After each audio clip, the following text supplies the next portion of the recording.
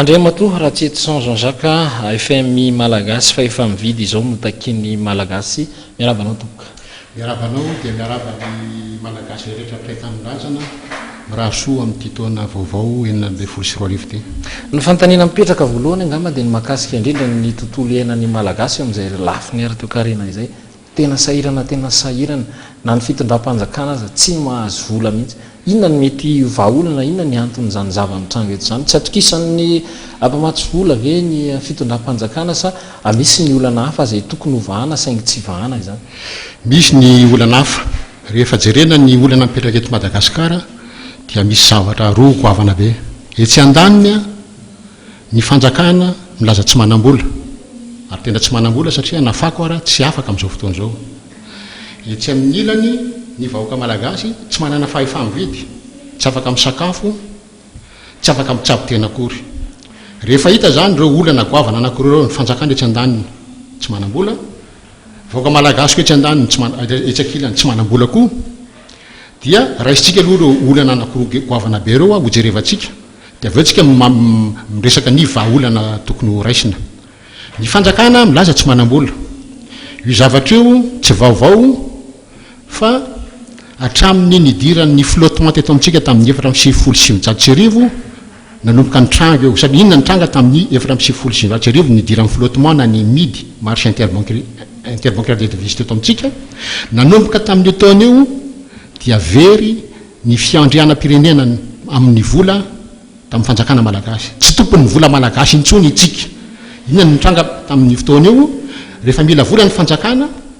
dia voatery mindrana vola amin'ireo banky vahiny eo amin'ny midy. Fomba findramana vola dia rehefa famoahana BTA na banque du trésor par adjudication reny nisy ohatran'ireny tamin'ny herintaona, na rehefa tsy afaka mamoaka BTA tsony satria tsy handray tsy vidy azy ireo banky vahiny ireo, dia fomba ray azahoana vola malagasy dia mindrana vola any amin'ny FMI sy ny banque mondiale. Dia rehefa azo le devise io dia io no menan'ny midy omena azy fotsiny dia takalo vola malagasy. Zany tena omena azy fotsiny satria ny takalo omeny amin'iny vola malagasy ihany, ny volantsika ihany no miverina. Ampazava tsara n'le sary amintsika rehetra ny zavatra nitranga dia izao. Ho ampitahina ny zavatra nisy talohan'ny 450 nidiran'ny flottement teto na nidiran'ny midy teto. Talohan'izay ny fanjakana no tompon'ny vola malagasy. Nanana ny fiandrianam-pirenena na ny souveraineté nationale tamin'ny vola malagasy isika. Ny dika izany tamin'izany tsy nila nindramina ny vola malagasy. Rehefa misy vola vahiny tonga na devise tonga na omen'ny FMI na ny banque mondiale dia ny malagasy ihany koa no tompona andraikitra amin'ny fampiasana n'le devise. Inona nataon'ny deuxième république tamin'izany fotoana zany? Tsaroantsika fa miala teo ny amiral Didier Ratsiraka 5 milliards de dollars ny detin'ny Madagasikara. 5 milliards de dollars ny dety fa nafitan'ny deuxième république reny nataony hoe investissement outrance reny zay lasa mivadika éléphant blanc fetona satria nandamoka daholo. Na vita namorona izy natsangana orinasa mpanjakana be deaibe ry Lalaso, ny Zerena, ny Kobama, ny Mamso, nisy abattoir nataony, nisy coopérative be deaibe ny nitsangana. Nafana ny vidy entana be deaibe tadiditsika tamin'ireny feno fibatata eto Antananarivo, mividy hatramina MiG 21, MiG 17 ny fitondrana tamin'izany fotoana zany. Ny dikan'izany le vola azo ianao no mampiasa azy. Nisy fahadisoana nataony zareo tsy nampandehan'le izy. Fahadisoany ny zavatra rehetra nataony zareo tsy nisy napiditra devise fa mitodika amin'ny toe-karena malagasy avy hatrany. Ny adisoana amin'izay fotoana izay zao na tsy nandeha daholo ireo zavatra nataon'ireo fa nandeha ireo satria vola nindraminao dollar 5 milliards de dollars any detintsika ny trosantsika niala teo ny deuxième république satria tsisy napiditra devise ireo dia fantatra mialoha zany fa tsy voaloha iny devise iny, tsy voaloha le trosa. Ary zay ny zavatra nitranga tamin'ny deuxième république. Zay ny adisoana nataony. Afa-tsy ny fadisoana fitantanana le orinasa natsangana. Mila soja le orinasa natsangana, tsy nanentana ny tantsalo izy amboly soja, dia rehefa mitsangana ny orinasa eo no ampelantanana ny soja. Zay pratique zay zany ve mbola misy zany amin'izao fotoana izao? Amin'izao fotoana izao azaiko kely fa mbola pire noho zay no zavatra mitranga. Tamin'izay zany mitsangana le orinasa tsy nisy ny soja teto Madagasikara voatery nanafatra. Zany hoe tsy mampiditra devise tsony akory le orinasa fa mamoaka devise ary mangataka devise. Zay natonga ny politika économique tamin'izany fotoana zany tsy nandeha. Ny zavatra nitranga tarinany 450 dia loza amina tambo satria very ny fiandrianam-pirenena amin'ny vola malagasy. voatery mividy namindrana mivola tsikitsika am'ireo banky vahiny vao mahazo azy. Inona zavatra trano tsotra be nanomboka ny 7 hatramin'ny 7 ny etombohan'ny transition 7 milliards de dollars ny trosatsika dia manontany tsiraray hoe afaka mitenonareo hoe zavatra nitsangana nampiasainy an'izay vory zay vao mainka ny zava-doza araka lazaiko anao satria nahoana na centrale Jiramarer tsy voamboatra tamin'iny fepitoana iny sy mba manambola maninona tsy nisy maintenance nefa nitrosanao 7 milliards de dollars sy mampiseza tsy voamboatra tsy lazaina tsony zany hoe fako ara tsy voala nefa 7 milliards de dollars ny trosanao zao ny efa misy ny banque mondiale efa miverina nahazo 47 millions de dollars angambitsika teo iny le 47 millions de dollars misy miteny fa ny 30 millions tsy niditra teto akory fa ny 17 millions zany aide à la balance des paiements zany hoe voatonga iny dia omenany midy dia atakalo ny vola malagasy dia iny vola malagasy iny noentin'ny fanjakana miasa nefa tsy ampy iny zay zany ny olana voalohany hoe ny fanjakana malagasy tsy tompon'ny volantsony voatery mindrana azy na mividy azy mitrositsika le trosa tsy misy mandeha any amin'ny toe-karena tsy misy mandeha any amin'ny fahafokarana fa lany ividianana vola malagasy fotsika ngamo afaka miala ao anatin'ity hoe midy ity tsika afaka miala ao anatin'le atao hoe midy io satria io midy io didim-panjakana no nametraka azy tamin'ny 7 rehefa didim-panjakana mametraka zavatra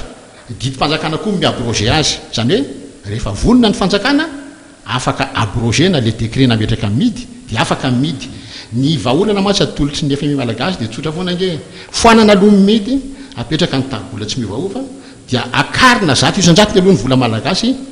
indray fandraiky amin'le lazaiko toe tsy manana fahefamividy ny vahoaka amin'izao fotoana zao tsy manana fahefamividy ny vahoaka inona zavatra mitranga ny olona ny tantsa mamokatra dia lalam-barotra tsy mila kaniny tsika zany hoe tsy kamo akory tsy afaka misy miteny hoe tsy misy kamo malagasy tsy mamokatra tsy mamokatra ny tantsa ny olana ny malagasy tsy afaka mividy an'le sakafo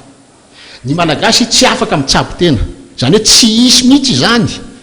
toe-karena iainga eto raha vo tsy misy fahefamividy aloha ny malagasy satria rehefa misy fahefamividy ny malagasy zay ianao vo afaka anao orinasa isy vidy ny entanao fa raha mbola tsy isy zay tsy isy zavatra andeha eto Madagasikara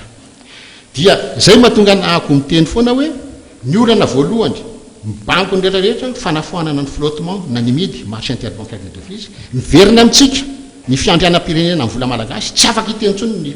ny fanjakana hoe tsy manam-bola amin'izao fotoana zao nge tsika rehefa mindrana amin'ny volatsika any amin'ireo banky vahiny ireo tsy manana ny takalo foana nge izy fa eo izy vao manao an'le atao hoe création monétaire na mamorona vola ny amanao planche à billets ny dikan'izany rehefa manao an'izay tsika ny fanjakana malagasy milaza tsy manam-bola mindrana amin'ny volany amin'ny banky vahiny tsy manana azy akory fa voamorona azy eo dia izay maninona tsy asorony zay tsika afaka mamorona ny volatsika dia tsy mitrositsika tsy ahoana tsy amin'ny fomba hoana nanekentsika hoe tsika malagasy mitrosa ny volatsika any amin'ireo banky vahiny tsy manana azy akory any ny olana voalohany fa raha miditra amin'izay hoe fiandrianam-pirenena amin'ny hery lafy ny vola zay tsika inona ny tena tombo ny haingana dia haingana zany ary raha atao zao ve zany vita haingana hoe zany anavotana an'le hoe say tsy manam-bola foana tena vita haingana satria amin'izay fotoan'izay tompony vola malagasy ny fanjakana malagasy tsy mila mindrana azy intsony any amin'ny banky vahiny rehefa foana ny midy miverina le fiandrianam-pirenena ny souveraineté nationale amin'ny vola dia afaka manapa-kevitra izy hoe satria manapa-kevitra ny fanjakana didim-panjakana fotsiny manafoana an'le midy didim-panjakana koa no miteny hoe manapa-kevitra hoe tabola tsy miovaova no apetraka eto Madagasikara dia rehefa tabola tsy miovaova ny eto dia tsy misy afa-tsy didim-panjakana sisa no afaka mampidina na mampiakatra ny vola malagasy dia amin'izay fotoan'izay ny fanjakana mampiakatra ny santam-bola malagasy indray mandeha zato isan-jatony dia eo le aingana be mihitsy ny fiatraikany satria anome ohatra tsika miteny zao eo amin'ny 18 000 francs ny 1 euro eo amin'ny ataontsika 18 000 francs koa ny lasantsy na dia 18 500 ara-boriboritsika 18 000 francs koa ny lasantsy ny ray litre ndikan'izany zany tsika miteny zao ny ray litre lasantsy amidin'ny compagnie pétrolière 1 euro na 18 000 francs raha mivory ny conseil du gouvernement androany manapa-kevitra didim-panjakana miteny hoe akarina santam-bola malagasy ny 1 euro tsy 18 000 tsony vao mahazo azy fa 9 000 francs dia mahazo 1 euro mifotsika raha-pitsy maraina satria ny tena rahana amin'ny compagnie pétrolière hoe amidinareo 1 euro ny ray litre lasantsy ny 1 euro efa 9 000 francs mifotsika raha-pitsy maraina 9 000 francs ny lasantsy eny amin'ny pompy manaraka toy izay ny ppn rehetrarehetra izay le fanomezana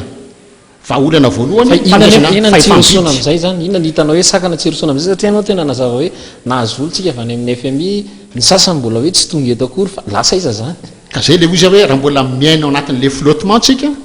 dia somary oatra mibaiko'ny FMI fampiasana ny vola tamin'ny androny deuxième république nge rehefa nanao ny investissement outrance izy nanana fahefantsika souveraineté nationale tamin'ny vola ny deuxième république nanapaka ny fampiasana andreny vola reny nampiasainy amin'ny tsy mety le izy o vidianany migy manina tamin'ireny tsy avion ery Madagasikara vidina raha avion ery Madagasikara mampiditra devise tamin'ireny maninona tonga dia ry lalasoa ambanimbany soloana natao ozy hoe reny azo nandrasana deuxième étape fa voalohany nataony tokony nataony usine café usine manodina akorana zavatra ondratsika ny ivelany amin'izay tsy akorany tsonona lefatsika ny ivelany fa produit fini fa raha akoran-javatra nge mampiditra devise ray rehefa produit fini izy avolo eny no devise miditra amintsika zany hoe mifamadika kely nisy tsy nety ny paikady fa izy ny tompo satria tompony ny souveraineté nationale amin'ny volanao anao a rehefa miditra ny devise ianao koa ny tompona andraikitra amin'le izy zao tsika sady tsy tompony vola malagasy no rehefa tonga ny devise tsy tsika tsony ny tompona atoka amin'ny fampiasana azy tonga dia efa tsetsemandrareo le vola tany amin'ny FMI farany teo hoe aide à la balance des paiements dikan'iny meo amin'ny midy atakalo ny vola malagasy dia kafetsena dia moto raha tsy eto sans Jean-Jacques fa ny resaka ianao an'le hoe fahefa mividin'ny malagasy aiza ho aizy io fahefa mividin'ny malagasy io amin'izao fotoan'izao satria kanaina tena ao anatin'ny firy ny malagasy rehetrarehetra tsy misy ny fahefa mividin'ny malagasy dikan'izay tsy misy toe-karena eto tsy misy toe-karena eto miteny fotsiny hoe volana tany septembre iny any namoaka ny la gazette de la grande île hoe teny nosy be io mipoumon eto Antananarivo satria mamatsy ny tsena rehetrarehetra tamin'ny mois de septembre iny a eo amin'ny 4 tonnes isan'andro any ppn lafo teny anosy be 4 tonnes zany raha misy 3 millions tsika miponina eto ngamba 10 grammes isaky ny olona nge zany efa tsy mihinana zany le olona 4 tonnes fotsiny lafo ny teny anosy be fa tamin'ny mois de septembre izy ny teny fa amin'izao fotoana zao izy mois de septembre tsy 4 tonnes tsony ny lafony fa 1 tonne sisa volana vitsivitsy lasa 4 tonnes mois de septembre 1 tonne zao tsy antany tsony amin'zareo hoe firy sisa satria mbola nidina indray le fahefa mividin'le malagasy io fahefa mividy io eny lakile satria nahoana mame ohatra ray fotsiny ahako raisitsika eto Antananarivo fa azo resany hoe era Madagasikara tsy misy trano tsy mila fanamboarana raisitsika hoe eto Antananarivo tsy misy mila fanamboarana daholo ny trano tsy miresaka kory anao trano vaovao raha manana famividy tapoka amin'ny malagasy raha mpitso maraina afaka manamboatra ny tranony daholo ny olona tsirairay oampy ve ny maçon oampy ve ny électricien oampy ve tsy oampy reo fanomezana fahefa mividy za tsy miteny hoe tonga dia afaka anamboatra ny tranony fa iny somary mbola lavitrezaka fa izy fanomezana fahefa mividy tsotra ny fampahantrana ke tsotra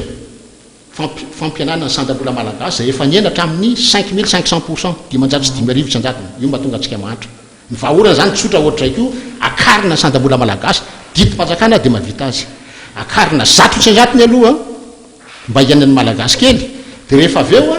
rehefa vita iny ka afaka miteny indray tsika hoe miverina amintsika ny souveraineté nationale amin'ny vola afaka manao aingy amin'izay ny fanjakana ohatra amin'ny aksa social fampianarana roapolo tapitrisa tsika 10 tapitrisa ny any amin'ny liste électorale dikan'izay 12 tapitrisa ny ankizy latsaka ny 12 taona tsy ampy taona raha 12 tapitrisa reo ankizy ireo raha ataontsika 30 isaka ny classe ray ny tokony isy za eto mpampianatra efatretsy 400,000 amin'izao fotoana zao ray etsy fotsiny mpampianatra rehefa manambola amin'ny fanjakana afaka mitentsika hoe andao aloatra anamboatra fianarana école raha miteny fontsy fanjakana hoe anamboatra école 9,000 zay dia fiteny tsika tsy ampy ray maçon tsy ampy ny plombier fa ny vola nefa misy satria ny vola malagasy no anaovana an'io io nge tsy mila mitady vola avany velany zany ny tsy miola nisy angamba olona teto ny vidy zavatra amin'ny euro na namerena mivarotra amin'ny euro amin'ny devise vola malagasy daholo miodina eto azotsika atao 50 isanjaton'ny économie malagasy ny toe-karena malagasy azo ainga amin'ny vola malagasy fa tsika vera tsy mahazo famatsim-bola monsieur Ratsito sans Jean-Jacques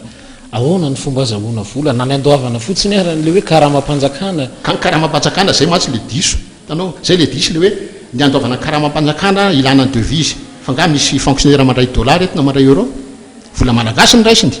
fa inona ny zavatra mitranga satria efa pepona ny saintsika dia efa very saintsika mila azy ontsika ino anao meny le devise dia omentsika ny midy dia omeny vola gasy sika dia ino andaovana ny karama amin'ny fanjakana le vola gasy fa tsy ananany fa voavoloniny maninona tsy tonga dia tsika maka an'le vola gasy zay tsy milana aminareo dia rehefa tonga le devise ny devise nge ny ilana devise hividianana entana ny velany tsy vitantsika eto e dia anjarantsika amin'izay miteny hoe ny paikady voalohany raha voaresaka vola malagasy tsy mila milana any amin'ny banky vahiny a fa zahako tompony tsy mangatakaty dia ny resaka devise anjarany io indray resaka politique générale ny fanjakana io hoe manao politique hoe ahoana ny fomba ampiakarana ny fidiram-bola en devise io le lazaiko hoe manao usine café anao transformena daholo aloha ny akoran-javatra vo avoaka ny velany raha ilaina apetrahany amin'ny constitution mihitsy constitutionnalisena hoe tsy mahazo misy akoran-javatra tsony nivoaka eto Madagasikara atao zay ampiena ny zavatra vidina avy any avelany raha mbola manafatra menaka tsika atao amafisina ny mpanao menaka lalasosa mamso manao menaka dia tonga dia entanina ny mpamboly soja eto amintsika garantisena revenu izy hoe mambolena reo soja fa ho raisin'ireo orinasy reo problema reo orinasy reo mbola mantany devise amin'izao fotoan'izao a mividy akoran-javatra iodonany any velany zany ndraindray zany nany atao hoe ahoana ny fomba ampidirako devise PDB dia ahoana ny fomba aenako ny dépense de devise ko tsika manafatra vary zao io nge raha ohatra hoe ampina ny tantsaha entaniny fa tsy maintsy amin'izay fotoan'izay oa tsy maintsy omena fahefamividy aloha le malagasy satria mivokatra ataon'ny tantsaha zao nge dia efa be loatra tsy voavidiny gasy fa raha ohatra entanina ny tantsaha mpamokatra vary raisitsika ny vary aentaniny reo manao SRI na le système de riziculture intensif tonga dia miala ny 2 tonnes l'hectare nge tonga dia lasa 10 tonnes l'hectare tonga dia eo aneo zany tsy mitombo akory ny surface cultivable vary fa tonga dia 5 avoeny ny vokatra azonao rehefa mampiasa SRI daholo ny tantsaha mpamokatra ohatr'izay zany tokony atao dia amin'izay fotoan'izay tsika tsy mividy vary intsony any ivelany dia efa miena ny dépense en devise zany any tokony atao hoe ahoana ny fomba ampiakarako ny recetiko dia ahoana ny fomba ampidinako ny dépense en devise amaraparantsika andriamatora Tsetson Zaka fanontaniana farany angambany le hoe raha tsy miala ao anatin'ny midy zany tsika dia ahoana mba ampiakarana na dia kely fotsiny aza le fa efa mividin-dra malagasy tsisy hevitra tsisy ny olona teneny hoe tsisy vahaolana satria nahoana le lalàna mipetraka amin'ny midy dia lalàna ny tolotra sy tinady no mifeny vola fantatra nefa tsika fa en déficit structurel anany hoe mizanam-bola ny mizana ny vola vahiny miditra mitongilana amin'ny tsiampy foana raha mihoatra amin'ny mizana ny vola vahiny te hivoaka nefa miteny izy hoe lalàna ny tolotra sy tinady dia rehefa tsiampy zany rehefa mitongilana any amin'ny tsiampy zany ny mizana dia tsy maintsy menjera amin'ny volanao ny tena marina zany efa fantatra mialoha vao napetraka lalàna io fa tsy maintsy enjera amin'ny volantsika ny profony zany a efa 5,00 sy 5,000 na 5500% no ny anan'ny sandabola malagasy dia mba manontany ny mpanao économiste eto kosa za hoe inona raha mipaikady manaraka fa efa tonga mitanjonareo nareo fantatra mialoha fa rehefa tolotra sy tinady ny lalàna arahana